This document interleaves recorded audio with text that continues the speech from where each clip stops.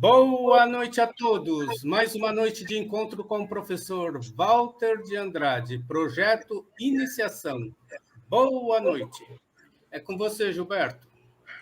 Olá, boa noite, sejam bem-vindos. Estamos ao vivo para mais um projeto Iniciação, programa de número 95, né? Estamos chegando aí, caminhando para o nosso programa de número 100, muito em breve. E estamos aí. Boa noite, professor, bem-vindo. Boa noite, Sérgio Gantira. Boa noite, Carlos Nascimento, todos os irmãos que estão presentes. Boa noite aqui no nosso encontro. Sejam todos bem-vindos para mais essa noite de estudos e vamos em frente, né? Vamos continuando aqui com a nossa programação Projeto Iniciação. Esse encontro é destinado a dar a base filosófica e iniciática para aqueles que pretendem seguir o caminho da iniciação. O caminho da iniciação é o projeto, ou seja, o projeto de iniciação é o projeto mais importante que uma pessoa tem para desenvolver na vida. A base desse estudo todo que nós desenvolvemos é os estudos trazidos para nós pela mestra Helena Blavatsky e através do nosso querido mestre, professor Henrique José de Souza, fundador da Sociedade Brasileira de Eubiose. E, evidentemente, na sequência dos assuntos, nós vamos seguindo e mostrando, comentando os ensinamentos de grandes mestres de instrutores da humanidade através dos tempos e das civilizações, né? Então, o objetivo é a síntese do conhecimento a fim de propiciar aos pretendentes ao caminho da iniciação informações e valores importantes para essa finalidade. O encontro visa também propiciar ao participante que já esteja no caminho da iniciação a possibilidade de repensar tudo aquilo que foi aprendido e receber indicações para novas reflexões a respeito da sabedoria iniciática das idades. Outra finalidade, enorme finalidade do nosso projeto de iniciação, é justamente propiciar a reflexão a respeito do momento evolutivo que a humanidade está vivenciando nesse início do século XXI e início da era de Aquários. Sempre salientando, conforme o professor Henrique José de Souza, o Brasil é o berço da nova civilização. É isso? É a pátria do Avatar Maitreya, patrimônio da ordem de Cristo. Então, veja bem a importância do nosso país em todo esse contexto evolutivo da humanidade, do planeta Terra. Então, devemos ter consciência absoluta a respeito disso. Muito bem. Agora, a pessoa, para desenvolver o seu projeto de iniciação, é necessário que ela se filie a uma escola iniciática. Isso aí é indicação, é o ensino dos grandes mestres, né? É necessário que a pessoa esteja afiliado a uma escola de iniciação. E essa escola de iniciação, ela tem que ser aquela escola de iniciação que se diz iniciática, que siga fielmente todos os preceitos e diretrizes do conhecimento iniciático das idades, né? Então, a pessoa pode escolher a escola que quiser, né? É livre para isso. Mas, de nossa parte, nós convidamos a todos, aqueles que querem iniciar seu projeto de iniciação, que o façam na Sociedade Brasileira de Eubiose. Como é que é necessário, como é que é possível fazer isso? É só buscar encontrar um mecanismo de busca na internet, qualquer instrumento de busca, né? E buscar Sociedade Brasileira de Eubiose. Vai lá encontrar o site da Eubiose. E lá vai encontrar o nome de todos os departamentos que existem no Brasil e no exterior. Então, simplesmente, a pessoa deve entrar em contato e estabelecer o início do seu processo de iniciação juntamente com a eubiose. O primeiro nível de iniciação na eubiose é justamente o grau peregrino. E já está começando em todos os departamentos, né? Está começando, né? Já começaram alguns, outros já estão começando agora. Então, é necessário que a pessoa entre em contato com o departamento e faça a sua filiação e comece seus estudos. Na verdade, então, é o primeiro grau é o grau peregrino, depois tem mais 4 graus, totalizando 5. Depois de realizados esses 5 graus, a pessoa tem o direito e a possibilidade de tornar-se membro efetivo da Sociedade Brasileira de Obiose. Então, ela pode participar de todas as palestras internas, externas, as atividades internas e externas, participar de ritualísticas, participar de toda a programação da Obiose, sem distinção. Isso. E, mais do que nunca, ela tem a possibilidade de estudar as revelações do nosso querido mestre e professor Henrique José de Souza, que são milhares e milhares de páginas. Então, está a oportunidade para todos, né? Aqueles que quiserem seguir o caminho da iniciação, que venham fazer, então, aqui na Sociedade Brasileira de Obiose. É um convite que nós fazemos. Muito bem. O nosso encontro, como na presente atualidade dele, é composto de 3 partes. A primeira parte, nós estudamos vários termos, várias conceituações, definições a respeito de assuntos relativos à ciência inicial das idades. Na segunda parte, nós estudamos um pouco de antropogênese, e na terceira parte, nós abrimos para que as pessoas que estão participando do encontro possam manifestar-se através de opiniões, de perguntas, de sugestões, e assim por diante, né? Então, essa é a terceira parte do nosso encontro. Muito bem. Então, começando aqui o nosso encontro, nós vamos ver aqui uma indicação de Helena Blavatsky a respeito de um termo que tem uma enorme importância na questão da iniciação, é isso? E na vida espiritual da pessoa. Essa é uma palavra chamada possessão. Possessão é a posse do ânimo de uma pessoa por um espírito, geralmente mau, que atuando sobre ela como agente interno, a influencia de modo persistente e, às vezes, irresistível. É claro que isso aí fala-se espírito, inclusive aqui no texto está entre com sinal de parênteses, né? Aspas, está entre aspas. Né? Espírito é um nome generalizado, né? Pode ser até que não seja um espírito, né? Pode ser algo que não seja nem humano. Por exemplo, um Kamarupa não é um espírito, e nem é um ser humano. É isso. É uma degeneração de um processo humano e caminhando para um processo de degradação dimensional, caminhando para a zero dimensão. De qualquer modo, nós devemos dizer que o ser humano ele é sujeito a este fenômeno que acontece, que é o fenômeno da possessão. A pessoa fica possuída, fica subordinada à presença de seres de baixa hierarquia, sejam seres desencarnados ou então de camarupas. Né? Então, isso é muito importante, a pessoa ficar vigilante a esse respeito. A vigilância dos sentidos é muito importante. A vigilância do comportamento, a vigilância dos pensamentos, isso é muito importante. Por quê? Porque, normalmente, a pessoa que está possuída por algum ser, seja um ser desencarnado ou uma roupa, esse ser não se aproxima naturalmente. A aproximação dele se dá por uma atração vibratória. Se a vibração da pessoa baixa, então a vibração vai coincidir com a vibração desses seres que não vivem em vibração superior alta. Então, esses seres aproximam-se e tomam conta da pessoa. Na verdade, acabam dominando a pessoa, interrompendo o seu processo de livre decisão, causando prejuízo na sua vida e impedem a sua evolução espiritual. Então, como é que a pessoa pode se livrar de uma possessão?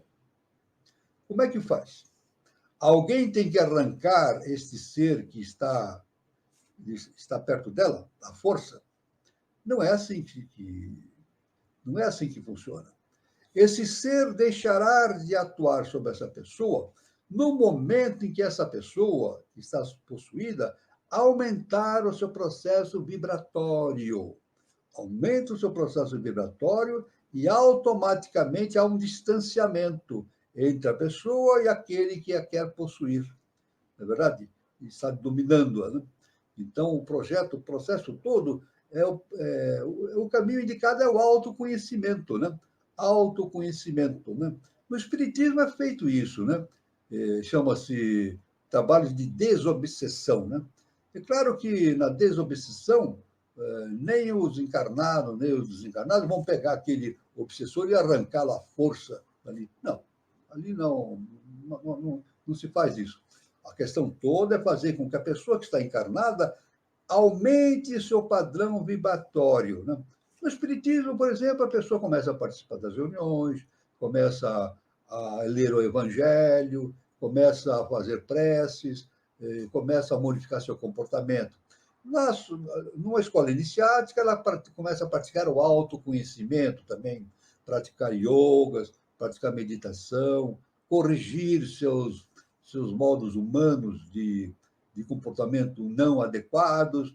Então, basicamente, esse processo vibratório da pessoa vai subindo, vai aumentando de patamar. E aquele que está ali no processo de obsessão, sabe o que acontece? Vai chegar um ponto que ele não consegue mais enxergar a pessoa, porque ele só enxerga o que está em baixa vibração, não é verdade? Então, aumentando a vibração do obsediado, o obsessor não consegue mais ver, ele desaparece. É isso? O ser obsediado desaparece da frente do obsessor. Essa, então, é o mistério, o mistério que existe nesse assunto sobre a obsessão e desobsessão, que não é bem um mistério, é uma questão de autoconhecimento, né? Então, está um caminho bastante importante para todos aqueles que, num determinado momento, se sintam agredidos por alguém fora de outra dimensão, né? E sinto isso, e é uma coisa muito desagradável, muito ruim, mas pode ser superado através do processo de concentração, da prece, da evolução, do autoconhecimento e assim por diante. Então, isso aí é uma primeira abordagem que nós fazemos de grande importância para aqueles que estão num corpo encarnado, né? Estão num corpo encarnado e querem viver, sobreviver e fazer o seu processo evolutivo sem maiores problemas, né? Então, isso aí é muito importante, esta questão, né? Essa questão, né? Muito bem. Agora nós vamos ver aqui um termo muito importante dentro da ciência iniciática, né? Que é dito, foi ensinado pelo nosso mestre, professor Henrique de Souza, e pela mestra Blavatsky, né? E consta da ciência inicial das idades, são termos que vêm lá dos mundos internos, né? São trazidos dos mundos internos. Esse termo que ao qual nós vamos referir refere justamente a pradana. Pradana. Isso. Vem do sânscrito, uma palavra que vem do sânscrito, uma antiga língua lá da Índia, né? Que deu origem a todas as línguas de lá, né? Então, o termo é pradana. Mas isso significa matéria indiferenciada, chamada em outras partes, em outras escolas, de akasha e designada pelos vedantinos com o nome de Mula Prakriti, ou raiz da matéria. Tudo bem? Chama-se akasha, ou então Mula Prakriti, ou raiz da matéria. Em resumo, resumindo, hein? A matéria primordial ou original, pradana, ou seja, Mula Prakriti, dos vedantinos, é a massa imensa de matéria em estado caótico, informe ou indiferenciada. A matéria original, a causa material do universo, a substância de que são formadas todas as coisas da natureza, o princípio não criado e eterno, oposto à Purusha, que é o espírito. Então, tudo aquilo que está embaixo é proveniente daquilo que está em cima. É isso? Existem os veículos que trazem essas formas, né? Esses protótipos para a face da Terra. Então, isso é tido como sobrenome genérico de Pradana. Nas escolas Sankhya e Yoga, a palavra Pradana é o sinônimo de Prakriti. Contudo, o autor do sistema Vedanta estabelece algumas diferenças entre as duas, aplicando o nome de Pradana à matéria ou causa material do universo e de Prakriti à natureza. Então aqui está o Pradana designa a natureza material, né? Então, o Pradana é a matéria ou causa material do universo. E o Prakriti é a natureza, a própria manifestação da natureza, né? O termo Pradana é igualmente empregado para designar a natureza material. Pradana, então, é a natureza material. Significa também a pessoa ou coisa principal, chefe, cabeça, etc. Algumas vezes esse nome é utilizado para designar o Espírito Supremo. E, de fato, Pradana é um aspecto de Parabrahman, segundo lemos na doutrina secreta. Então, a gente vê a estrutura toda, a gente vê, né? Sempre aquele mesmo conceito, né? Que não existe nada solto no universo. Nada acontece por acaso. Tudo que acontece no plano físico desse é proveniente de arquétipos, de projeções, de formas, né? De arquétipos, de potenciais que vêm de altas esferas para o mundo da matéria, né? Então está esse fenômeno de Pradana, né? Isso, e Prakriti. A gente tem uma relação bastante interessante analisando esses termos, né? Então, isso aqui. Então, aqui vamos seguindo aqui, e vamos ver aqui uma outra definição, que é justamente Prajapatis. Prajapatis. São nomes, em princípio, para nós, né? São nomes vindos do sânscrito, são nomes difíceis para a gente guardar, né? Como é que eu vou guardar isso? É difícil, né? O estudante, inicialmente, ele fica meio assustado com esses nomes todos, né? Mas, como sempre falamos, né? A questão é entender como as coisas funcionam, né? Depois, com o tempo, a gente vai encaixando esses nomes, essas situações, e o universo vai se manifestando, vai se mostrando cada vez mais claro e visível à nossa mente, né? O Prajapatis são os progenitores, procriadores, doadores da vida a tudo que existe na Terra. Os Prajapatis. Veja bem. As 7 e 10, correspondente aos 7 e 10 sefirotes da Kabbalah, aos Amenches Pentas, do Mazdeísmo, etc. Brahma, o Criador, é chamado de Prajapati, por ser a síntese dos senhores da existência. O Prajapati significa literalmente, vamos ver agora o significado literal de Prajapati, senhor da criação ou das criaturas. Veja, senhor da criação ou das criaturas. É um qualificativo de Brahma, dos 7 grandes rishis, Manus e outros seres elevados. Os Prajapatis são filhos ou emanações de Brahma, que manifestam seus poderes criadores. Segundo o Rig Veda, que é um importante livro, né, da antiguidade da Índia, segundo o Rig Veda, o verdadeiro criador não é Brahma, mas os Prajapatis, ou senhores do ser, que são também os rishis. Isso aí conforme a doutrina secreta. Lemos nas leis do Manu que Brahma criou o primeiro dos 10 senhores do ser, os 10 Prajapatis, ou forças criadoras, que produzem depois os outros 7 Manus, ou, segundo alguns manuscritos, são não Manus, mas Munim, devotos ou santos seres, que são os 7 anjos da presença. Olha só que importante, hein? Que coisa importante é isso, né? Em alguns casos, Brahma significa esotericamente os Pitris. Pitris, na verdade, tem um significado de pai. Os pais. Os Pitris são os pais. Então, em alguns casos, como dissemos, Brahma significa esotericamente os Pitris. É coletivamente o Pita, pai.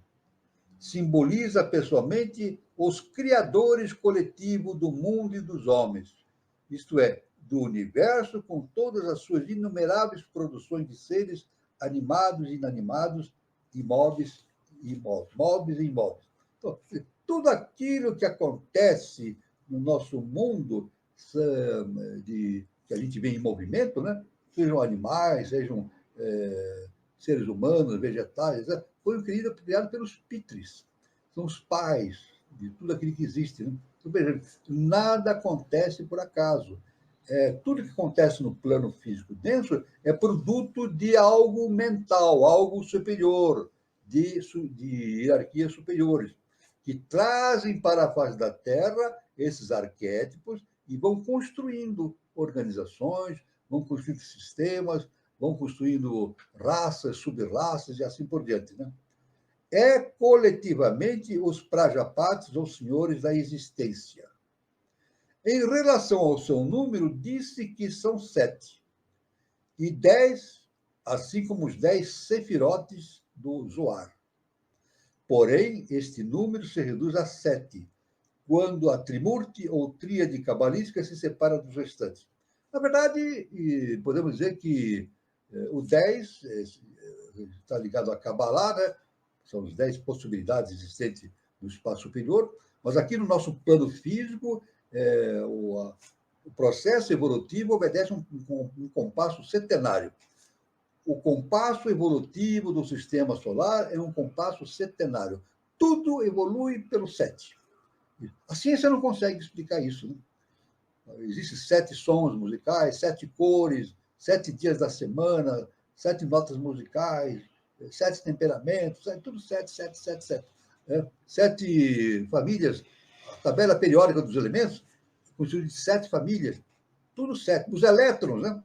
Foi imaginado um átomo com 7 camadas eletrônicas, né? Então, tudo é 7. É isso? Mesmo os mestres, os cientistas, acabam incidindo e originando as coisas na forma de 7. Por quê? Porque eles transmitem aquele conhecimento que vem de cima, eles não inventam nada. Eles não inventam. Um cientista nada inventa. Nenhum homem nada inventa. Ele é apenas um veículo das ideias superiores e ele traz ele e os seres superiores trazem esses arquétipos, esses conteúdos superiores para o plano terrestre e originando então as raças, sub-raças, a evolução como um todo, né? Assim por aí. Vemos o mesmo em todas as nações, cada uma das quais tem os seus 7 e 10 prajapatis. O ocultismo fica em 7 o número de progenitores, que correspondem, respectivamente, às 7 raças primordiais. É sempre assim, né? 7 raças primordiais. Por isso que o nosso sistema antropogênico é conhecido por 7 raças. 7 raças primordiais. Nós estamos na 5ª raça, ariana, 5ª raça mãe. Um 5º estado. Um 5º dia da criação. Vamos falar mais abertamente? Estamos passando agora pelo 5º dia da criação. É isso? Passamos pelo 4º dia da criação, agora o 5º dia, depois passaremos por 6º dia, 7º dia, assim por diante. É por isso que hoje está se comentando muito nos meios informáticos, na internet, que a Terra está passando para a 5ª dimensão. E é justamente verdade. A Terra está se sutilizando, passando por um estado de sutilização que é justamente o domínio da 5ª dimensão. Já passamos 4, 3, 2, 1. Então, passamos pela 1ª, 2ª, 3ª, 4ª dimensão e agora estamos sendo encaminhados para a 5ª dimensão.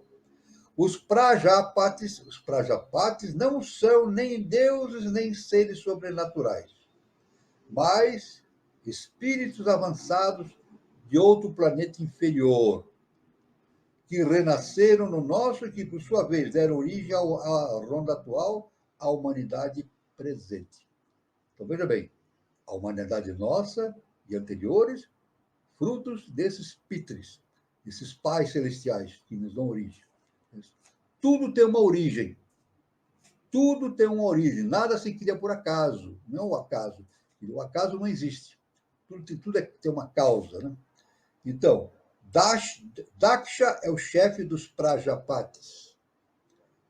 Na filosofia esotérica, fala-se dos Prajapatis superiores, os Kumaras, que são os progenitores do verdadeiro eu espiritual do homem, e os Prajapatis inferiores, os Barishad Pitris, que são os pais do modelo ou tipo de forma física, feita à sua imagem. HPB sugere que ver Brahma, Prajapati, Kumaras, Manus, Sayambhuva, Pitris, etc.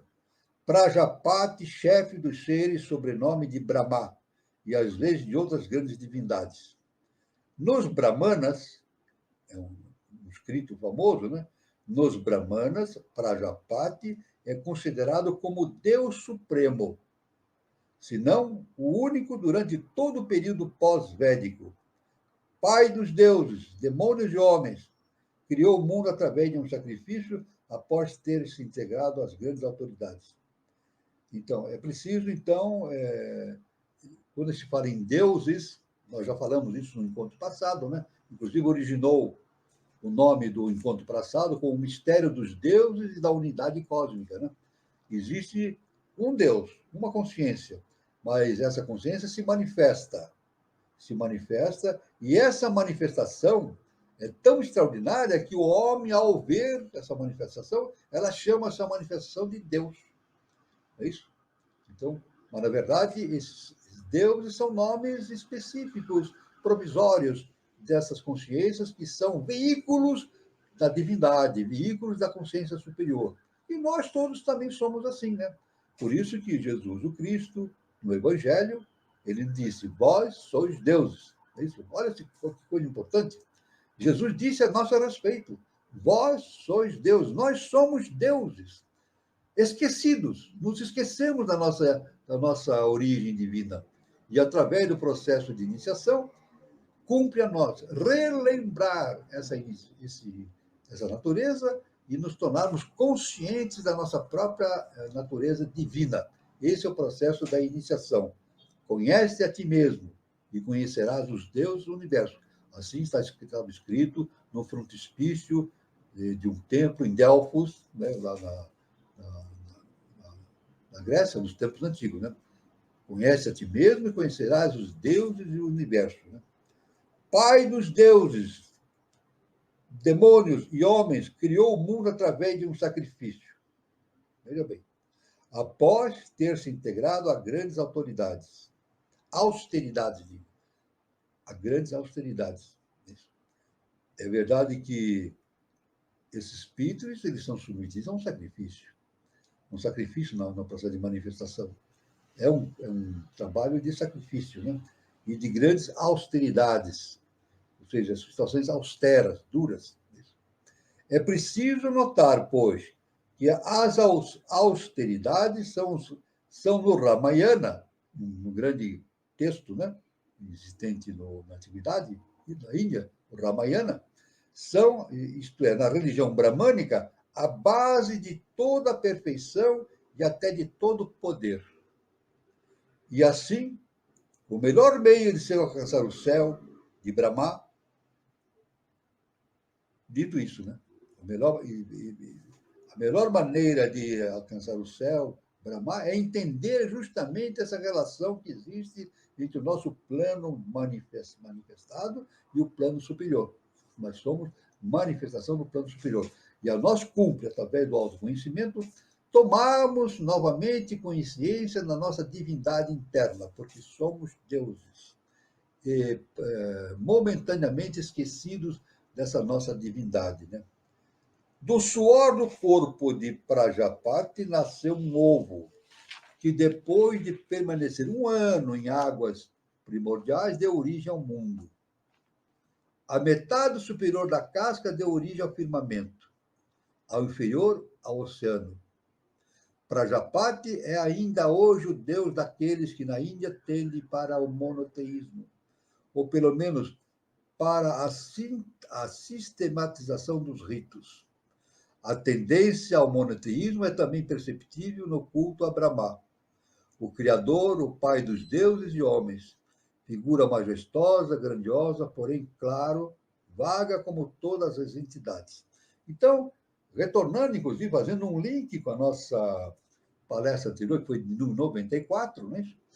Nós insistimos novamente aqui, seguindo a ciência inicial das idades, que existe o monoteísmo, existe um só Deus, a unidade. Essa unidade, então, projeta diversidade, mas não se divide. E ao projetar-se nessa diversidade, colocando a unidade em cada ponto desse projetado, então, aos nossos olhos, desde a antiguidade, nós identificamos seres superiores como deuses. Deuses. E, evidentemente, muita gente começou a entender que existem muitos deuses, né? Então, deu origem à ideia do politeísmo. Mas o politeísmo é imaginação, não é verdade. O que existe é o monoteísmo. O monoteísmo, uma só consciência universal. E essa consciência, na sua descida, ela produz a diversidade, mas não se divide. Então, cada unidade dessa projetada, é isso que mantém a sua unidade íntima, aos nossos olhos pode parecer como um Deus. Aí surge a ideia do politeísmo. Mas tudo se resume a um. Tudo se resume a um. Resumindo tudo, dá um. Porque tudo se restringe à unidade. É um assunto, não é fácil de entender isso, né? Não é fácil.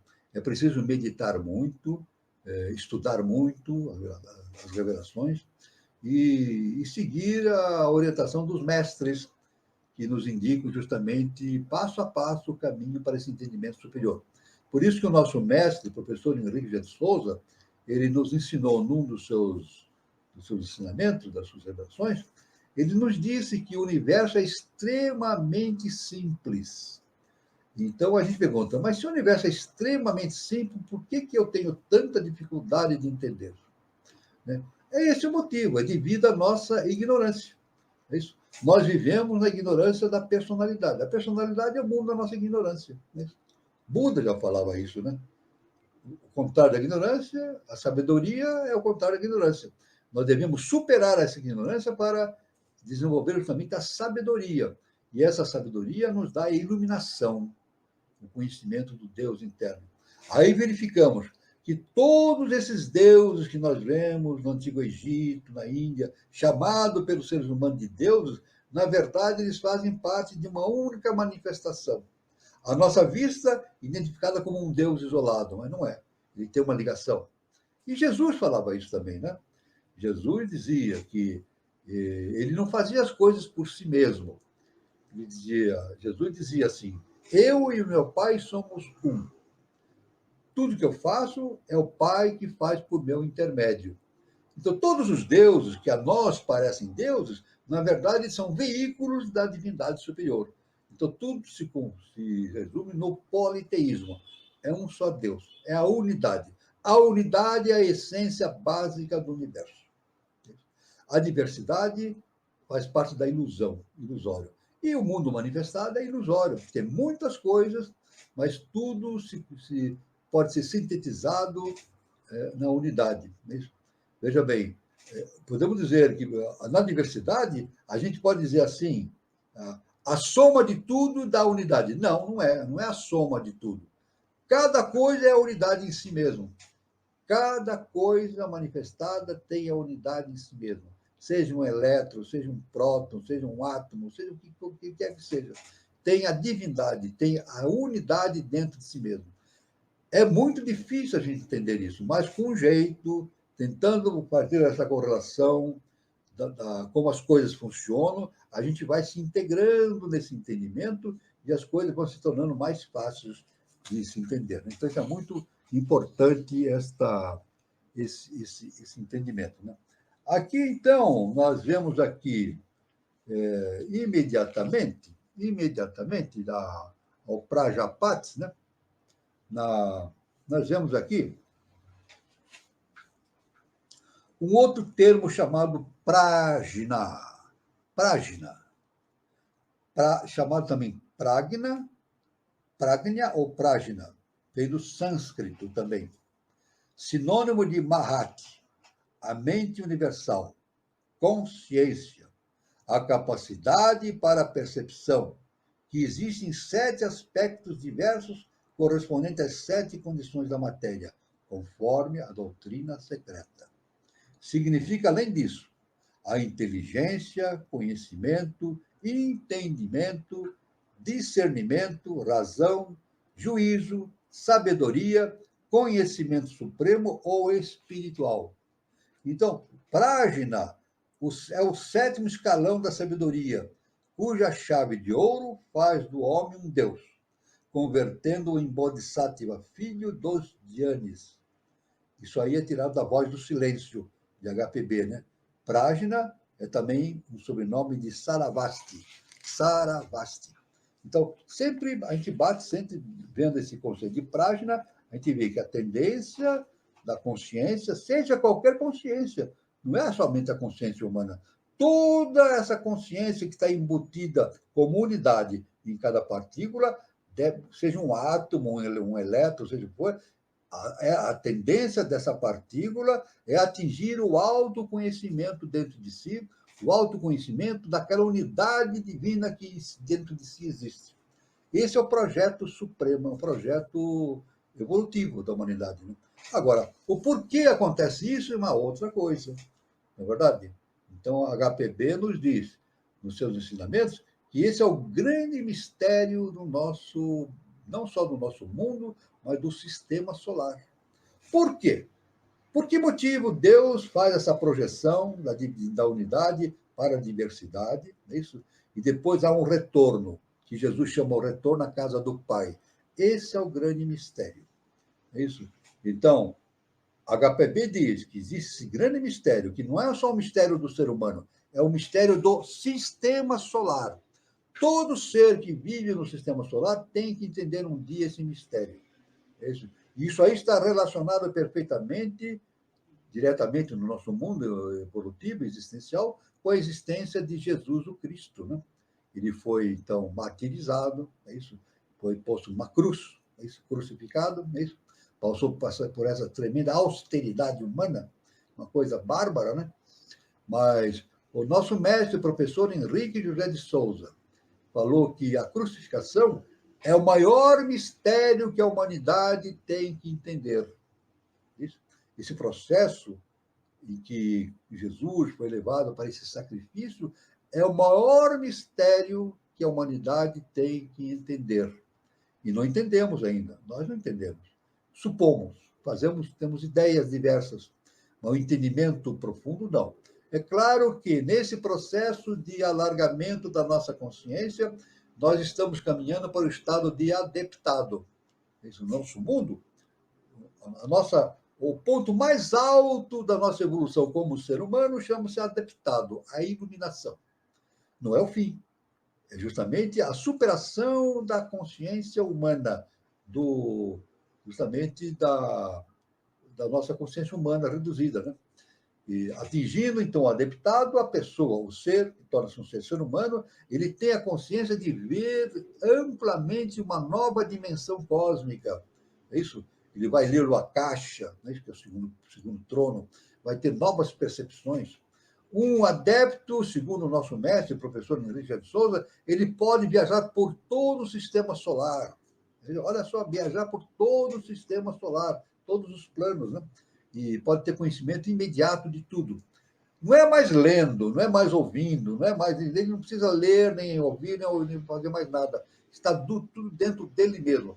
Ele faz uma leitura dentro de si mesmo. Essa é a questão toda do autoconhecimento. A pessoa vai se desenvolvendo, vai se autoconhecendo e vai vendo a divindade dentro de si mesmo. Por isso que chama-se autoconhecimento. Por isso é autoconhecimento, autoconhecer-se. Ou seja, conhecer o Deus que existe dentro de si mesmo. Veja só que coisa fantástica. Né? Então, viemos aí, então, o Prajna, nós vimos aqui o Prajna, né? E imediatamente nós vamos ver aqui um outro termo bastante importante nessa sequência de entendimento, que é justamente o Prakriti. Prakriti, vem do sânscrito também. Veja bem, hoje estamos aí falando coisas muito importantes a respeito de todos os assuntos da ciência inicial das idades. O nome é Prakriti, vem do sânscrito. A natureza em geral. A natureza em contraposição ao Purusha. A natureza espiritual e o espírito, que juntos são os dois aspectos primitivos da divindade única e desconhecida. Então, está. Prakriti significa natureza ou mundo material. Prakriti significa natureza ou mundo material. A matéria primordial e elemental. A causa ou essência material de todas as coisas. A matéria no mais alto sentido da palavra, desde o mais denso e grosseiro, o mineral, até o mais sutil e etéreo, o éter, a mente, o intelecto. E significa também a natureza espiritual, que são apenas os dois aspectos primitivos da divindade una e desconhecida. Veja bem, aqui dentro desse nosso entendimento, que nós estamos adentrando, né? Dentro desse conhecimento que estamos adentrando, fala-se de densidade da matéria. Né? Nós temos aqui, nesse conhecimento específico, é dado a nossa matéria como a parte mais densa do nosso mundo. Mas, na verdade, não é somente a parte mais densa. Existem mundos materiais, níveis materiais mais densos do que aqueles que nós conhecemos, que é o mundo material. No universo, olha só que coisa impressionante. No universo existem lugares muito mais densos do que o que nós conhecemos como matéria densa. Tanto que a ciência, hoje, a própria ciência admite a existência dos buracos negros, onde a densidade é altíssima, atingindo a densidade absoluta ou infinita. Né? Então, nem a luz consegue escapar de um buraco negro devido à alta densidade que lá existe e uma gravidade muito grande. Né? Então, a gente vê que existem planos muito mais densos do que o nosso plano físico. Nós até que o plano físico é relativamente mais sutil do que os planos mais densos que existem no universo. Né? O Purusha e a Prakriti, espírito e matéria, são em sua origem a mesma coisa.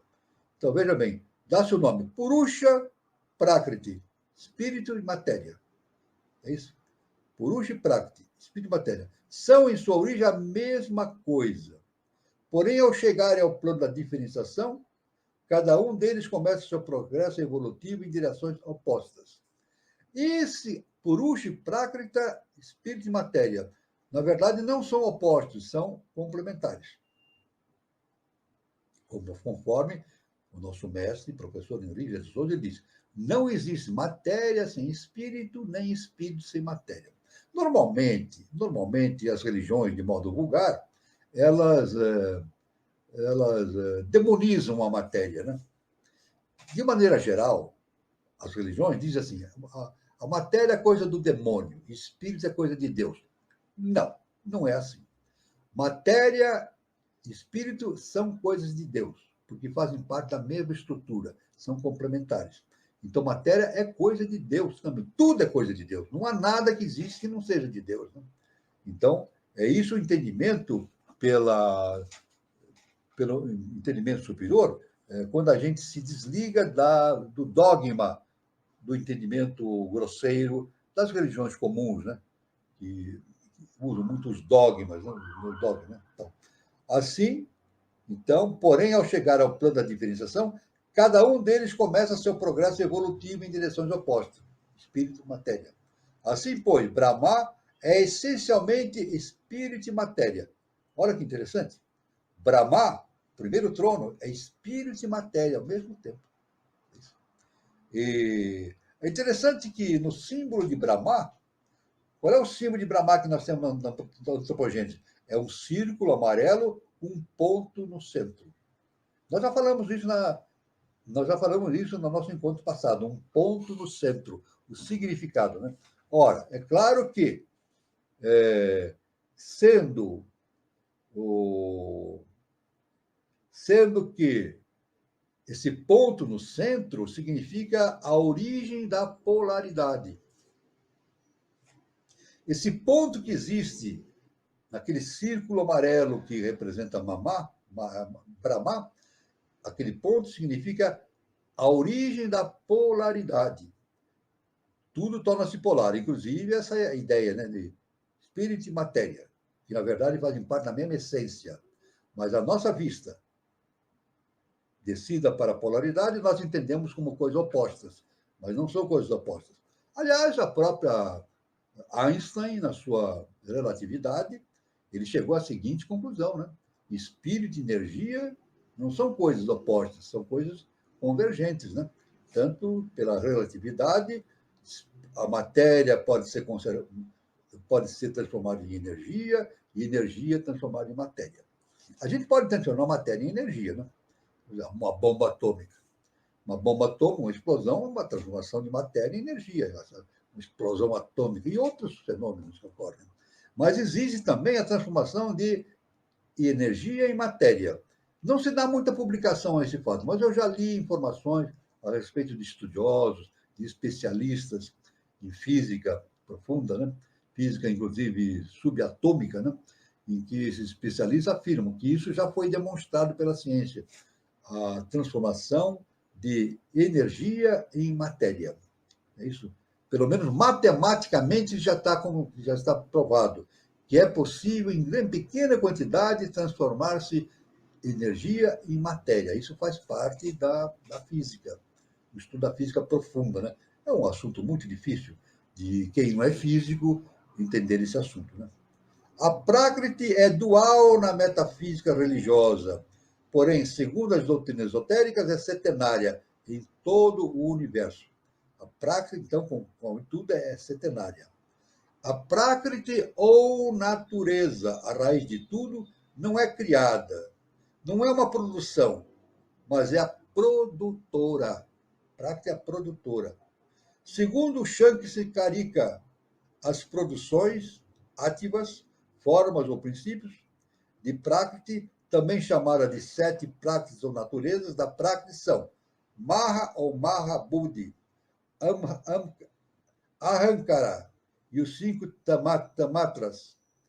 Cada partícula ou átomo de Prakriti contém Jiva, vida divina, e é o corpo do Jiva que contém, assim como cada Jiva, por sua vez, o corpo do Espírito Supremo, uma vez que para Brahma impregna cada jiva tem como cada partícula de matéria. A rigor, Prakriti e Pradna não são essas palavras sinônimas. Há diferença entre ambas. A Prakriti é um aspecto do Pradana. Este último Prakriti sutil é base original. É a causa material sem princípio nem fim. Causa não desenvolvida, não evolucionada. A matéria não manifestada, a natureza material, visível e invisível. Segundo a filosofia Satya Yoga, Sankhya Yoga, existem 2 aspectos igualmente não criados e eternos: Purusha e Prakriti, significa espírito e matéria, que por sua mútua união dão origem a todos os seres animados e inanimados. Quer dizer, a união entre Purusha e Prakriti, né, espírito e matéria, dá origem a tudo que a gente pode perceber de animados e inanimados. A questão da polaridade, né? Por isso que o nosso mestre dizia: quem entende a polaridade entende tudo. Entender a polaridade, esse mecanismo, é a porta aberta para o entendimento de tudo aquilo que acontece ao nosso redor, né? Então, é o seguinte: porém, diferem completamente entre si, né? Purusha e Prakriti.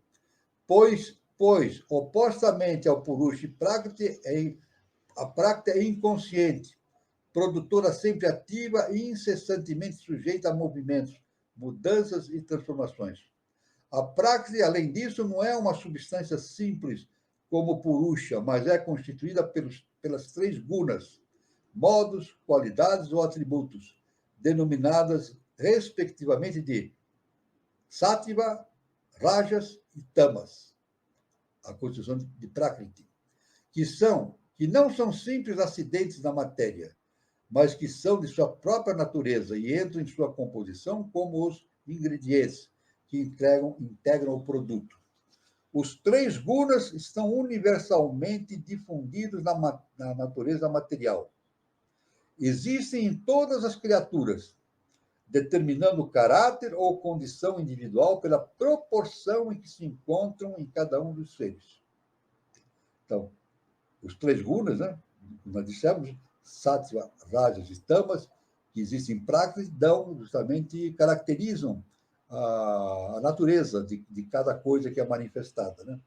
Então, graças à sua atividade e à potência produtora, a Prakriti pode apresentar-se em 2 estados diferentes. Primeira, matéria caótica, sem diferenciação ou manifestação. Isto é, a massa informe, destinada a converter-se em todo tipo de forma ou produtos materiais. E uma segunda possibilidade pode ser a matéria diferenciada ou manifestada, que constitui as inumeráveis formas e diferenciações acidentais e transitórias dos seres da natureza. Formas ou entidades que, após uma existência longa ou breve, morrem, dissolvem-se no oceano da matéria informe da qual surgiram. Produtos da Prakriti como já se disse, o Buddhi, Ankara e outros princípios, que, por desempenharem funções tão nobres e elevadas, causam surpresa ao figurarem entre os produtos materiais. Porém, isso é bastante lógico, quando se considera o Buddhi, primeiro e o mais espiritual, por assim dizer, de todos eles. É limitado, ativo, sujeito a mudanças e modificações e distinto em cada indivíduo, diferenciando nesse aspecto de Purusha, espírito, que é imortal, imutável, passivo ou mero espectador das operações da natureza. A Prakriti, como foi dito anteriormente, é inconsciente, diferentemente de Purusha, né? Porém, adquire uma consciência aparente, um toque de consciência, digamos, graças à união com sua Purusha, do mesmo modo que um cristal incolor nos parece vermelho, quando nele se reflete um objeto de tal cor. Muito interessante essa comparação, né? A associação de ambos os princípios foi comparada com a aliança entre o paralítico, o consciente, porém inativo, Purusha, e a um cego, a inconsciente, porém ativa, Prakriti.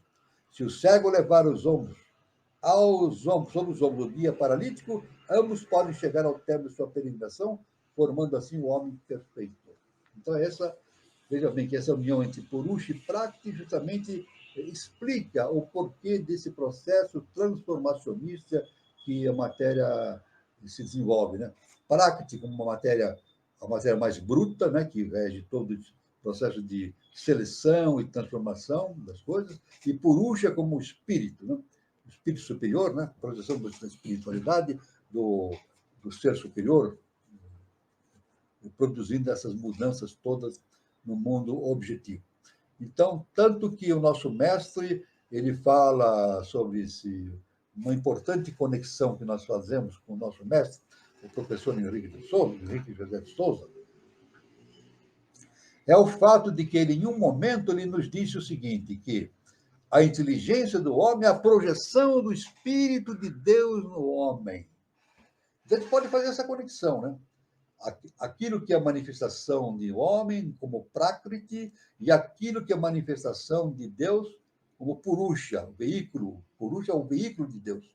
Então, somente a inteligência só se manifesta através da manifestação desse veículo Purusha de Deus, né? Então, a inteligência é algo divino. Tanto que nós repetimos que isso que a ciência afirma, a informática, né, de que vai existir a inteligência artificial, isso é apenas uma imaginação.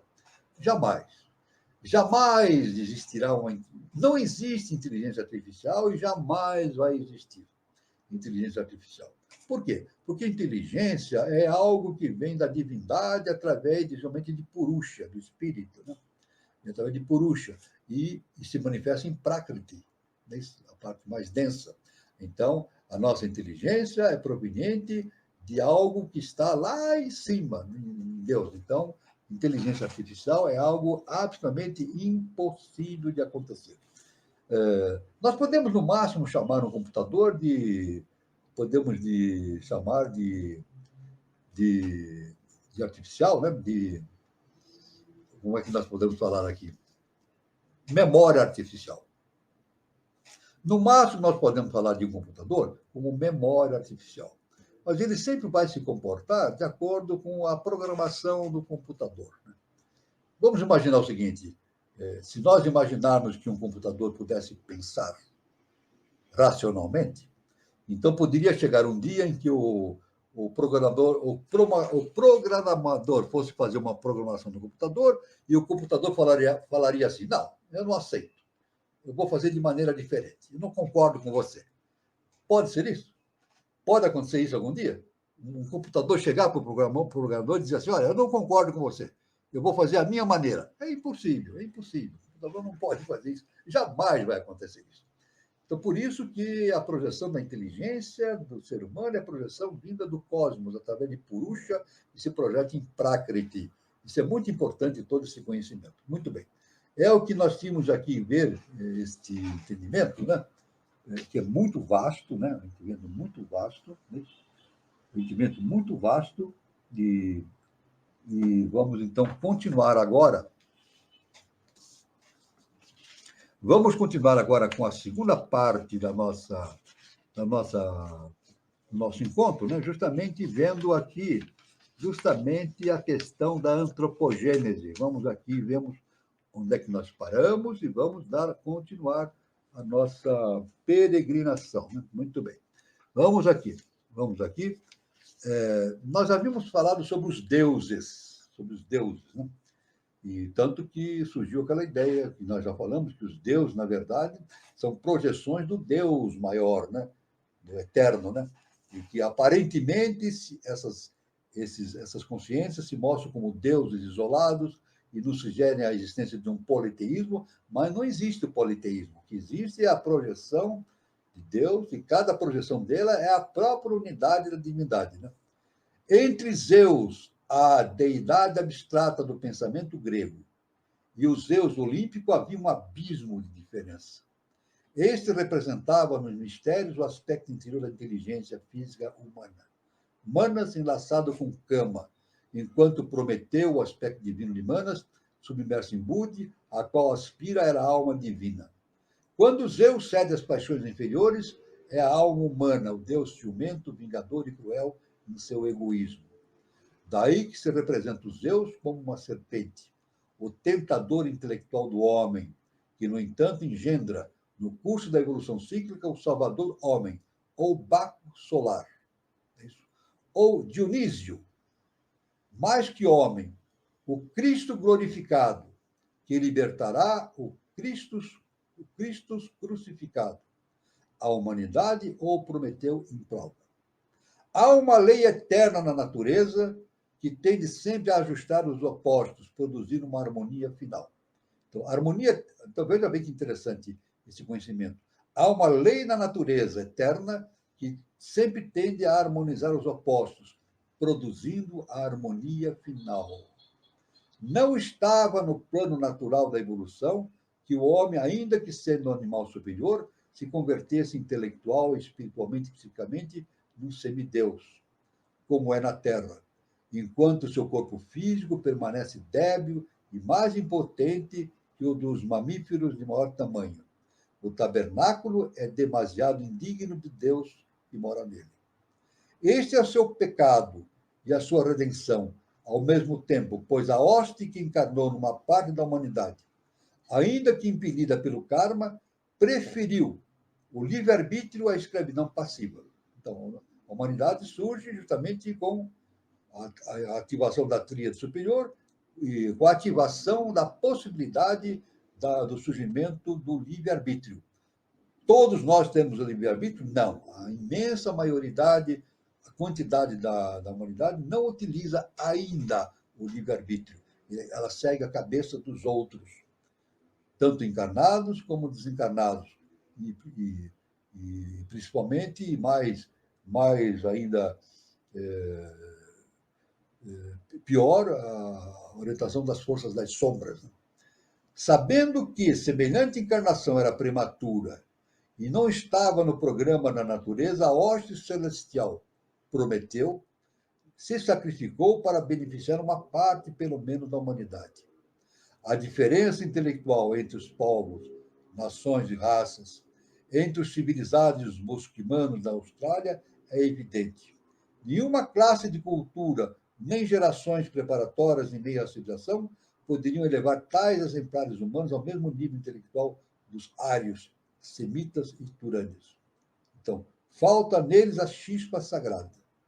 Agora estão se seguindo rapidamente, graças ao sábio ajustamento da natureza que trabalha nessa direção. Então, é justamente a consciência que está se desenvolvendo agora, justamente na quinta raça-mãe, na era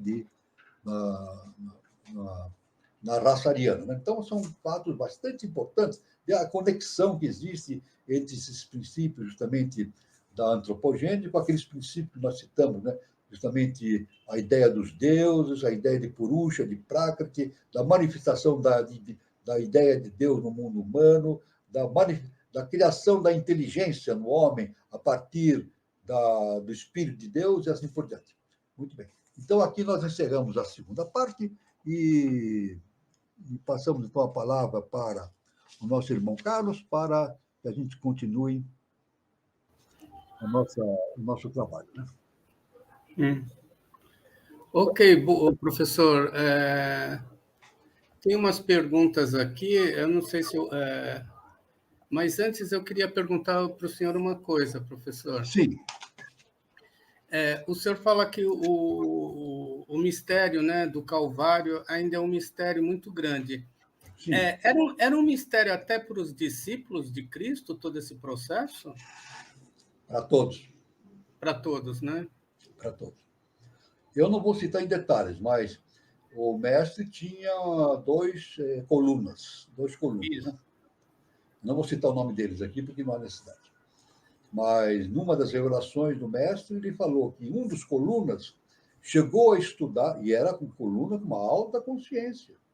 Se eu for descrever aqui, vocês vão ficar maravilhados com a consciência desse ser que ajudava o professor no seu trabalho. Ele mesmo era numa das suas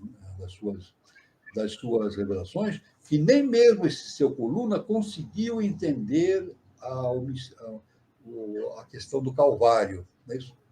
O mistério do Calvário. Porque o mistério do Calvário é algo que não é somente humano, é cósmico. É um jogo cósmico que a gente está ali. Na verdade, nós temos ali 7 estágios ali, do qual a grosso modo, nós vemos ali a parte humana de Jesus, a parte super-humana, que é justamente do Cristo cósmico, que é o Cristo cósmico nele manifestado. Né? E ali também estava manifestado uma consciência do quinto Senhor, né? Do quinto Senhor manifestado dali. Então, é realmente um mecanismo muito difícil para ser entendido pela consciência humana. E o nosso mestre diz que é um grande desafio para a humanidade entender o mistério do Gólgota, ele fala, o mistério do Gólgota, muito difícil de ser entendido. Mas vamos entender. Vamos entender. Muito bom. Gilberto, você tem alguma colocação? Carlos, não tem nenhuma pergunta não, mas o tema é interessante, esse tema de tratar principalmente o começo aí, né? Sobre possessão, muito interessante. Mas eu quero deixar um oi aqui para o pessoal, já tem algumas perguntas, tem bastante coisa, bastante gente acompanhando. Pedir para o pessoal deixar um like aí no vídeo, né? Dar uma curtida no vídeo, que isso ajuda bastante aqui no desempenho do canal. E compartilha, né? Manda para um colega que você gosta, que gosta desse tema, que gosta desse assunto, né? E se você estiver passando por aqui pela primeira vez e não for ainda inscrito no canal, se inscreva. E sempre que tem uma atividade nova, e sempre quando começa o nosso programa ou algum programa fora normal aqui, né, do horário, você recebe aí a notificação. Então, é isso. Vamos lá. O professor, eu lembrei de uma outra questão. O Gilberto Sim, Catira falou lá do começo de obsessão, né? sim. Esses planos inferiores, como também os planos superiores, eles também têm esse processo de evolução? Eles estão num processo de evolução que nem aqui na Terra? Bom, o que nós temos aqui na nossa informação, né, é que existe. Nós temos aqui no planeta Terra 8 bilhões e pouco de habitantes. 8 bilhões e quanto? 200 milhões? Isso. Por aí, né? De encarnados. Mas, segundo informações de fontes confiáveis, nós temos desencarnados cerca de 20 a 30 bilhões. Isso considerando os níveis mais inferiores e os mais superiores. Então, quer dizer, o planeta Terra não é somente essa natureza física que nós vemos, né? Física, material. Na verdade, existem 7 planetas. Existe o planeta Terra, que é o físico, depois tem o planeta vital, tem o planeta astral, o mental superior, o búdico e o átmico. São 7 planetas. E cada nível desse, que realmente é um planeta, tem os seus habitantes, tem os seus seres habitantes. Onde é que nós habitamos? No mundo mais denso deste planeta. Sempre dizendo que existem no universo lugares mais densos ainda do que o planeta Terra.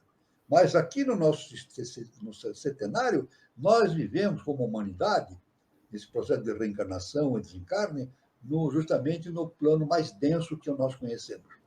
E todos esses que estão nos planos superiores, tanto no inferior como no superior, têm o seu nível de evolução específico. Sempre lembrando que são 7 planetas, 7 terras, uma dentro da outra, vamos dizer assim, de maneira mais simples, uma dentro da outra, né? Eles se interpenetram. Mas cada plano desse tem 7 subplanos também. 7 subplanos. Então, vamos supor aqui o astral. O astral, nós temos o mundo astral, que é o mundo hiperfísico, mas temos 7 subplanos. Então, nós temos o mais baixo involutivo, é o plano inferior astral, né? Que os espíritas dão o nome de umbral. Umbral, né? E ali onde estão os desencarnados, que estão numa situação bastante complicada, em termos involutivo, né? E temos no astral superior, onde tem já almas bastante desenvolvidas. Né? E assim no mental, e assim por diante, no vital, e assim por diante. Então, a gente vê que o planeta Terra, já nesse sentido, não é tão simples como nós entendemos. Né? São 8 milhões de habitantes e fim de papo. Não é assim. São 8 bilhões encarnados, mas existem 20 a 30 bilhões de desencarnados. Isso, nesse processo de transformação da Terra para o quinto sistema, seria a quinta dimensão, a lei cósmica vai agir em todos os níveis, vai fazer a seleção de todos os níveis. Né? Então, o nosso mestre, inclusive, não é invenção minha, é de revelação do nosso mestre. Numa das revelações, ele escreveu: quem não estiver preparado para a nova civilização não reencarna mais na Terra. Olha, veja bem, olha que deixou escrito. Quem não estiver preparado para viver na nova civilização não reencarna mais na Terra. Onde vai reencarnar? Vai reencarnar em globos obscuros, em planetas mais primitivos.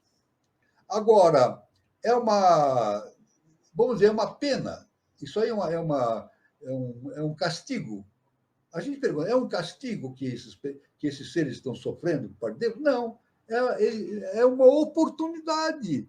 É uma oportunidade que as pessoas que não estiverem no nível adequado sejam enviados para o mundo obscuro e lá recuperem a sua transformação. Eu não digo quem vai ou quem não vem, né? Eu estou enquadrado nisso, eu não sei para onde eu vou.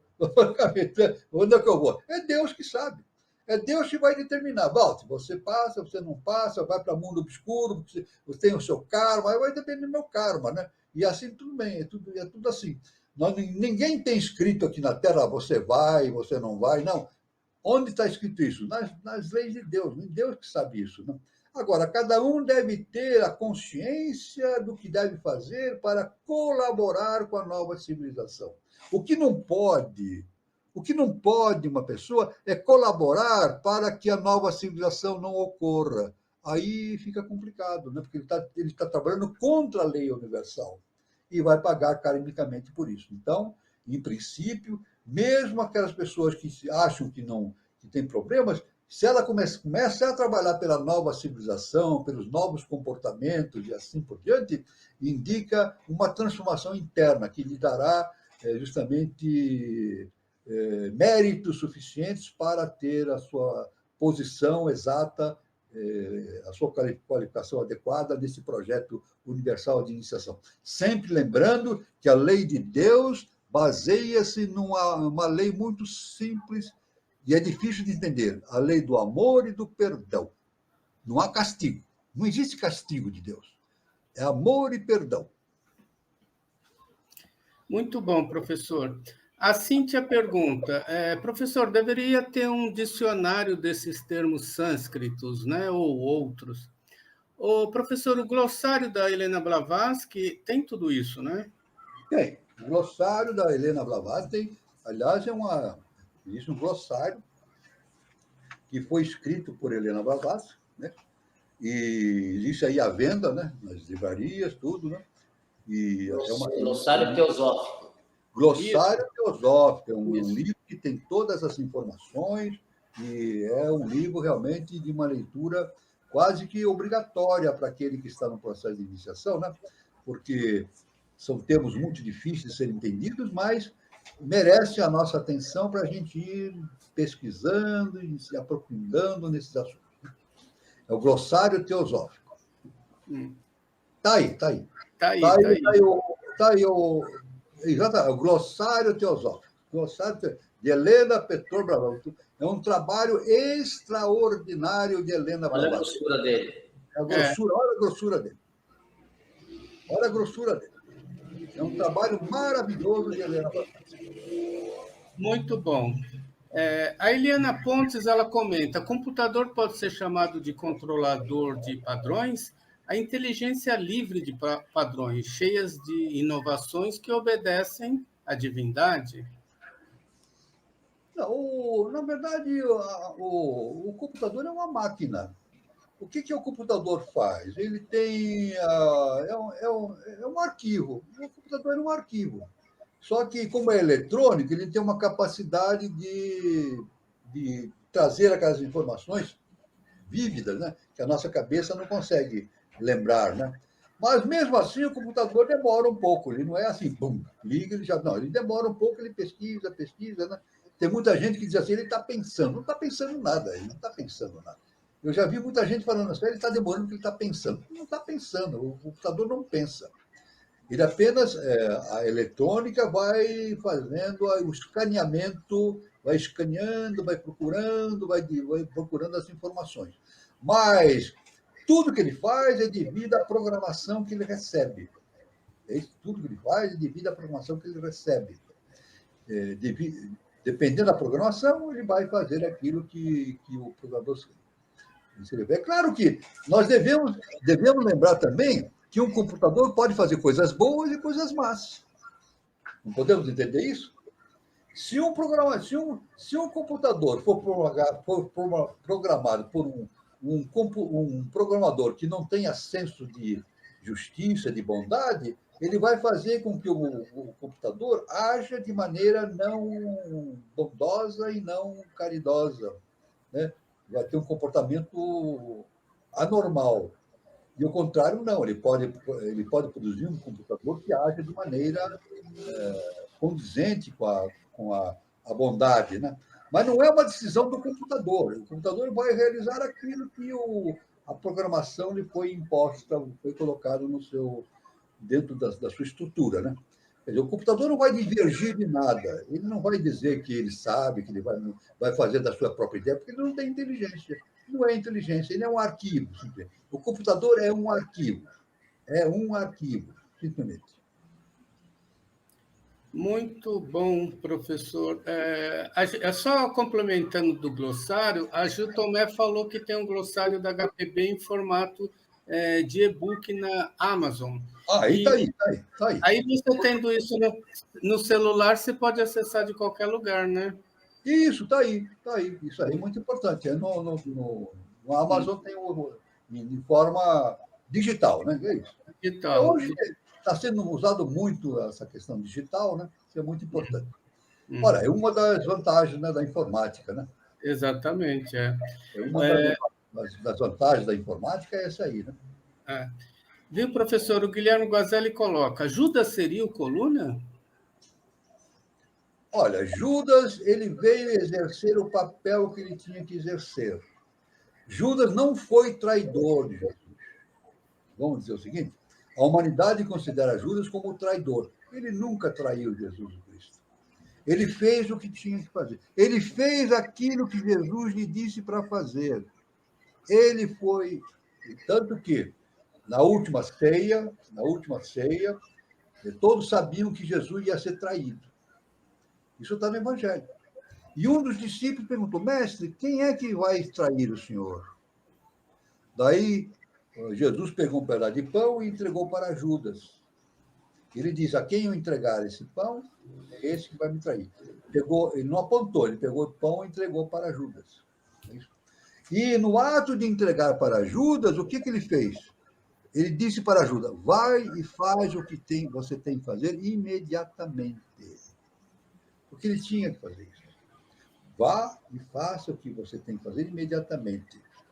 E nesse instante no Evangelho, é dito que o corpo de Judas foi tomado por Satanás. É dito que ele foi tomado por Satanás, e Judas se levantou então e foi ao Sinédrio, justamente com o intuito e fez realmente a entrega de Jesus e trouxe as forças militares que prenderam Jesus, né? Agora, quem dominou Judas não foi Satanás, foi Lúcifer. Ele foi incorporado por Lúcifer, porque fazia por isso que a tragédia do Gólgota é um mistério. O Lúcifer incorporou-se em Judas, porque Judas não ia conseguir fazer isso. Judas não ia conseguir entregar o próprio mestre, estava acima das forças dele. Então, Lúcifer incorpora em Judas e o leva. Ele vai, então, o leva em direção a Caifás, né? E as forças militares vêm, e ele vem junto com Caifás e indica quem é Jesus. E prenderam Jesus, não é verdade? Então, esse aí é o. E tanto é verdade isso que Judas recebeu as 30 moedas de ouro, né? Ele disse que recebeu em paga essa traição 30 moedas de ouro. E também Judas se enforcou. Ele não aguentou. Ele cometeu suicídio, se enforcando numa árvore. Ele não aguentou. Depois que ele viu tudo aquilo, ele não aguentou, se enforcou numa árvore, se matou. E diz a história que aquelas 30 moedas ninguém quis. Ninguém quis, era o fruto da traição, ninguém quis aquela moeda. Diz a história, né? E diz a história que aquelas 30 moedas foram usadas para comprar um campo santo. Ou seja, compraram um enorme lugar, né? Não sei se existe até hoje, um lugar enorme que serviu de cemitério, né? Tornou-se um cemitério. Então, foi a aplicação dessas 30 moedas de ouro que o Judas recebeu do Caifás, em paga pela sua traição. Mas Judas não foi um traidor. Isso é a grande verdade. Então, existe. Por isso que o mestre diz: entender o Gólgota é muito difícil. Poucos entendem. E nós, evidentemente, estamos a caminho, né, desse entendimento, né? Muito bom, professor. A Gil Tomela coloca: professor, como nomeamos esse processo de descida do quinto em Judas e uma avatarização parcial? Veja bem, é um processo, a gente vai dizer assim, é o bem e o mal. É o bem e o mal em ação. Eu diria assim, não é o bem e o mal, nós temos uma dificuldade muito grande de entendermos o mal. É o necessário. Já estava programado, isso eu não sei explicar por quê, é muito difícil esse entendimento, programada a execução de Jesus, e ele, isso no Horto das Oliveiras, ele ouviu do Pai, né? Ouviu do Pai isso, né? Tanto que Jesus, ele falou, afasta de mim esse cálice. Agora, o interessante é que ninguém ouviu isso. Quem ouviu ele falar? Ele estava sozinho. É isso. Então, claro que esse ensinamento foi trazido por alguém que observou esse fato, estava lá, veio de fontes divinas, né? E Jesus falou isso, né? Mas ninguém ouviu isso aí, né? Jesus estava diante da divindade, sozinho. Afasta de mim esse cálice. Mas depois que a divindade lhe mostra a realidade dos fatos, ele diz, então faça-se em mim segundo a vossa vontade. Segundo a vossa vontade. Por isso é difícil entender, muito difícil entender isso. É muito difícil a gente entender a crucificação do Cristo. Como é que eles vão crucificar um santo, um anjo? Isso já não entra na cabeça da gente. Entra na cabeça de alguém? Um povo, um povo não digo, mas um grupo, não estou dizendo um povo, um grupo crucificar um anjo. Isso é inadmissível, não cabe na cabeça da gente, né? E não cabe também na cabeça quando foi dado aquele grupo que estava na frente do julgamento de Jesus, entregaram, puseram Barrabás e Judas de lado a lado, e aquele grupo resolveu pela libertação de Barrabás e a crucificação de Jesus. Quer dizer, é uma coisa abominável, a gente não entende.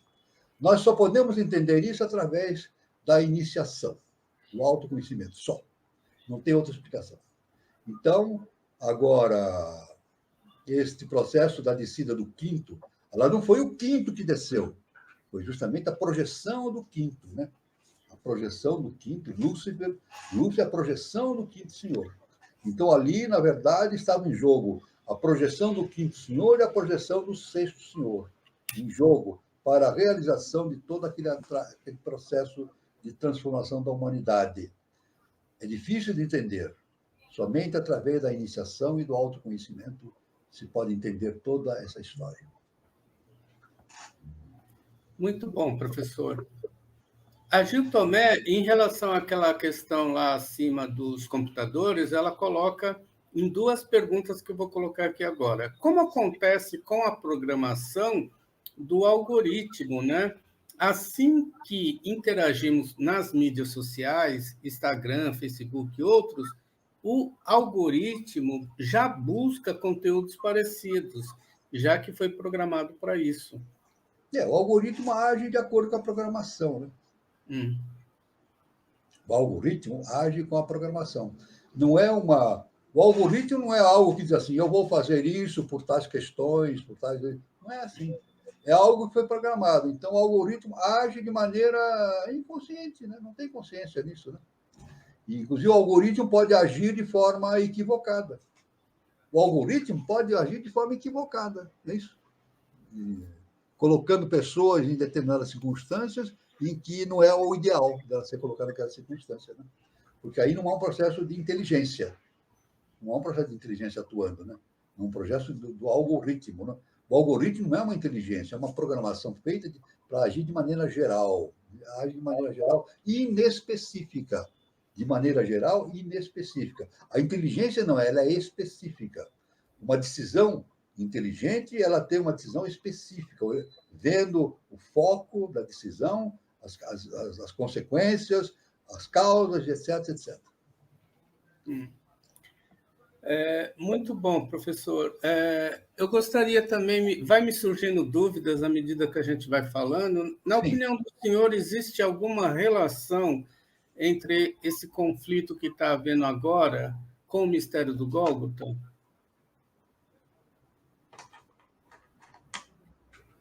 Bom, tudo que está acontecendo no planeta Terra faz parte da história do planeta Terra e é inevitável. O que acontece no planeta Terra acontece em todos os países. está acontecendo de maneira muito semelhante. Na verdade, é o fim de um ciclo.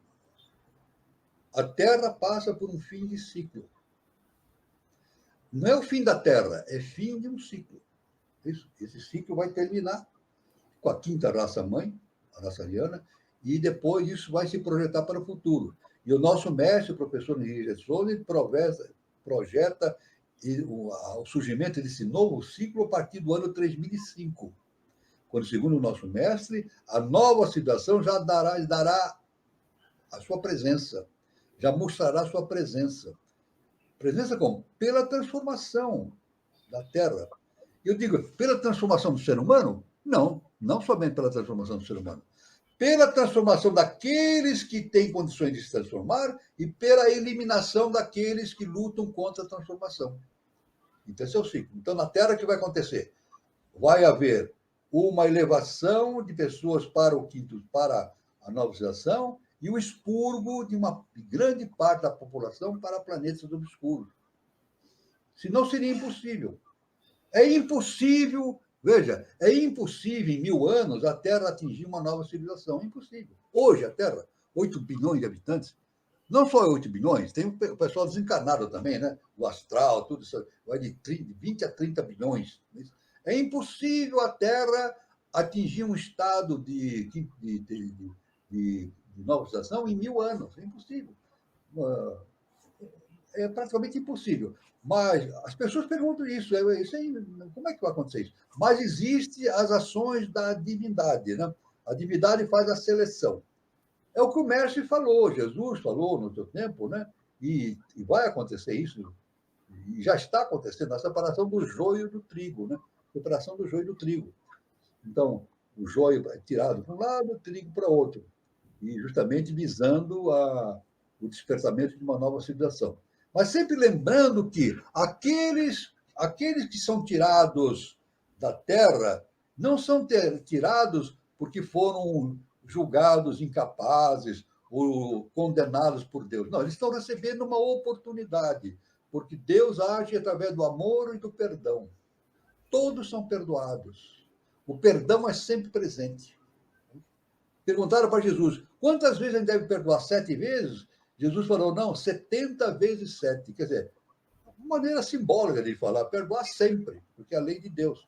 Então, Deus perdoa e dá oportunidade. Então, quem estiver preparado, passa. Quem não estiver preparado, não passa. Mas, no futuro, quando estiverem preparados, voltam e vão ou para cá ou para outros planetas que estiver à altura da sua reconquista plena, da sua evolução espiritual. Então, uma questão básica do funcionamento do universo é através da lei do karma.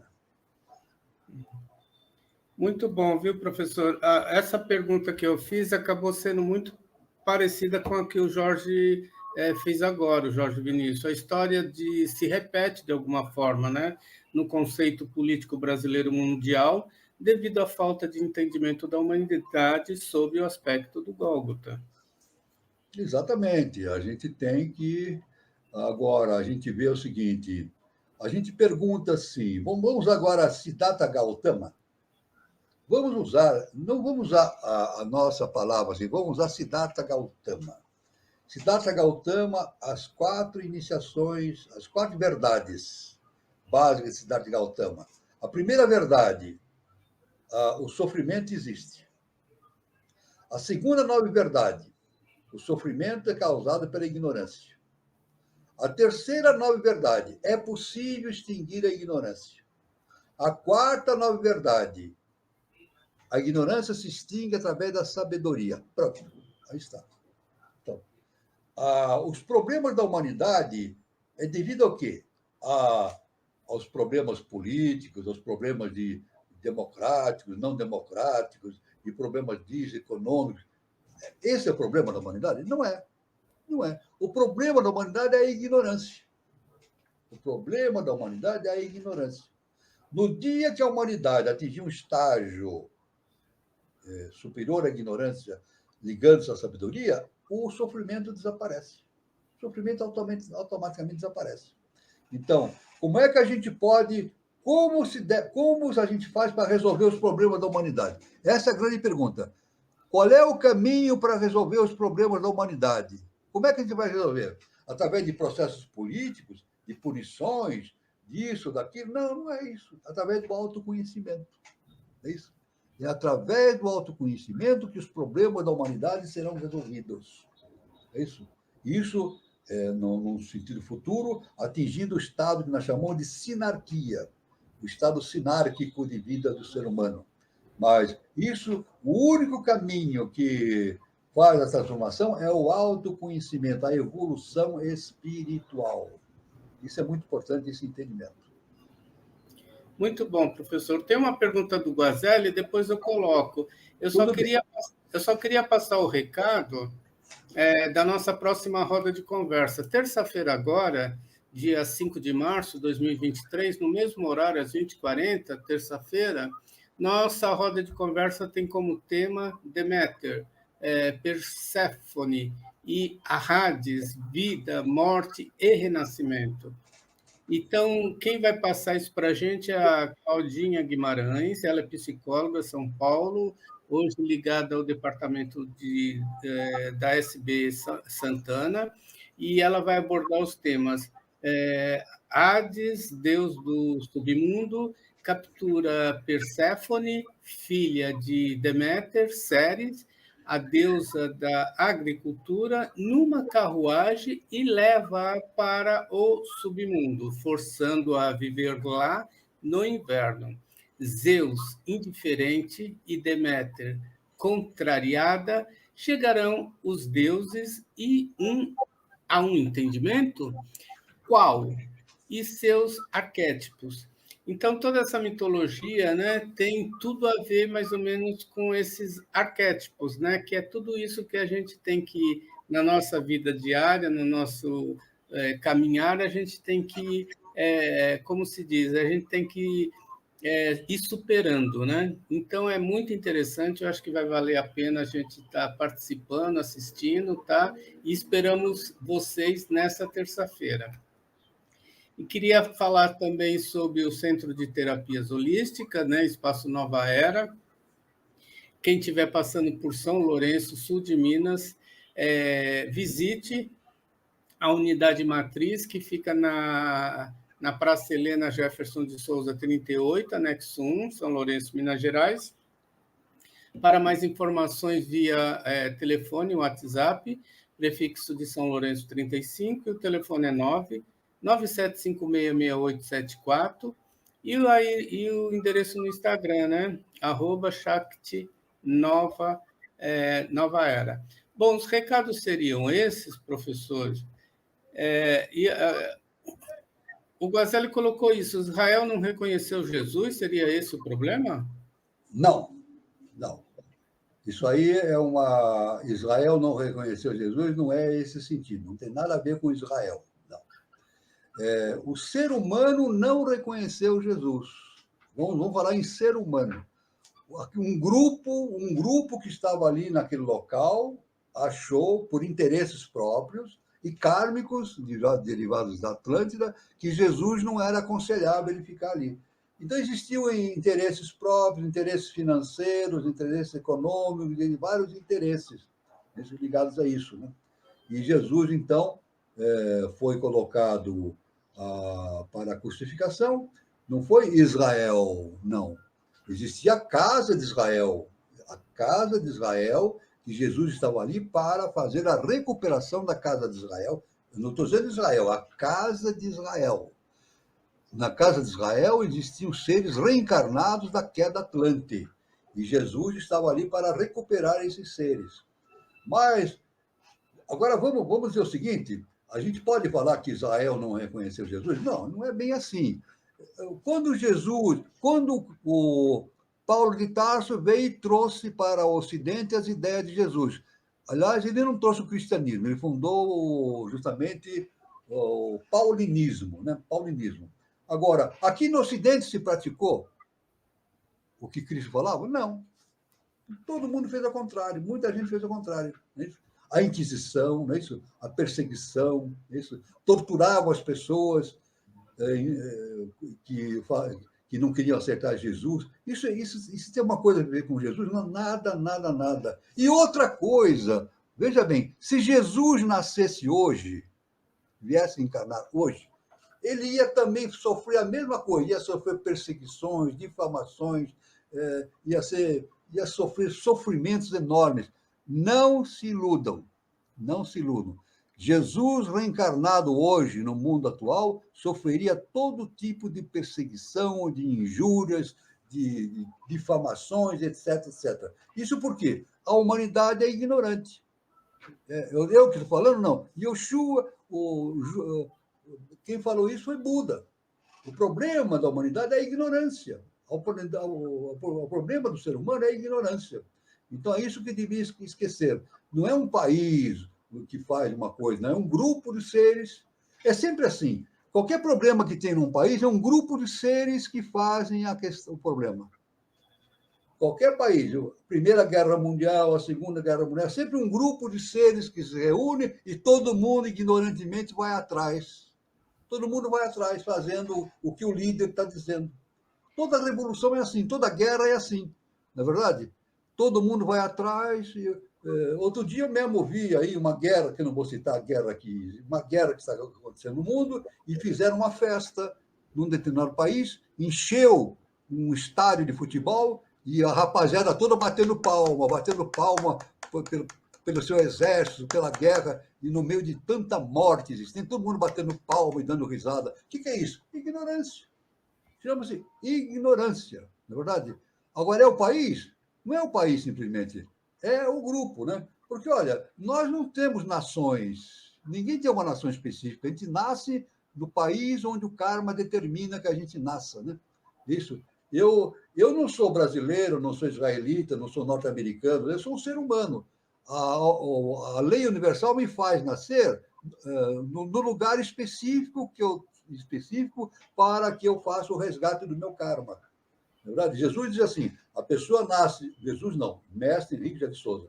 A pessoa nasce no lugar certo, na data certa, na família certa, etc, etc. Independente da raça, da espécie, etc. É um assunto muito interessante para ser discutido, mas a gente tem que se discutir sem usar ideologias. O grande problema da ignorância humana é a ideologia. A ideologia é um veneno. Isso aí é um fato. Ideologia é um veneno da mente humana. Agora, o que liberta o homem é a ideia. A ideia é universal. A ideia vale aqui na Terra e em qualquer galáxia. Essa é a resposta que eu queria dar para o nosso irmão Guazelli. Muito obrigado pela pergunta. Muito bom, muito bom. O professor, só para ir finalizando, a gente já estourou o horário, a Gil Tomé coloca, educar nossos filhos, né, professor? Nossos filhos kármicos, ou seja, aquilo que herdamos e criamos e que temos o dever de transmutar. Exatamente, a criação. Veja bem, o que a Gil Tomé falou é muito importante para enfatizar uma coisa importante que eu não posso, que eu sempre falo. Qual é a instituição mais importante da Terra? Uma pessoa pode citar um monte de instituições. O que não falta na Terra é instituições. É isso, é aquilo. Não vou citar nomes para não criar problema. Né? É isso, é aquilo, nome tal, instituto, não sei o que lá, um monte de instituições. Mas não. A maior instituição, a instituição mais importante da face da Terra é a família. Essa é a instituição. Em resumo, quando a família vai mal, o mundo vai mal. Quando a família vai bem, o mundo vai bem. Então, educar nossos filhos, sim. Educar os filhos, dar uma boa educação, é algo fantástico. E educar os filhos é realizar a obra do Eterno na face da Terra. Realizar o trabalho da Mãe Divina. Educar os filhos. Isso é muito importante. Obrigado, Gil Tomé, pela sua importante observação. Bom, gente, eu quero agradecer, foi muito bom, tudo que o professor trouxe, né? Muito conhecimento, ele faz uma mescla, né? Um caldeirão de conhecimento, foi muito bom. Agradecer a participação de todos, tá? E desejar a todos um bom final de sábado, um bom final de semana e até o próximo encontro, terça-feira, né? Roda de conversa, e até sábado que vem, pessoal. Tudo de bom, obrigado. E você, Gilberto? Isso aí, pessoal. Um bom restinho de sábado para todos. Temos bastante sábado ainda, dá para curtir, né? E um bom domingo, bom fim de semana. Nos vemos aí nos próximos programas. Boa noite, professor. Boa noite, meu irmão Guazelli, meu irmão Carlos Nascimento. Muito obrigado a todos os irmãos que estiveram aqui presentes. Foi uma honra e uma felicidade muito grande. E estejamos aqui sábado que vem, nas outras atividades do canal Conexão 325. E luz, paz e amor para todos. E fiquem todos com Deus. Tchau, tchau.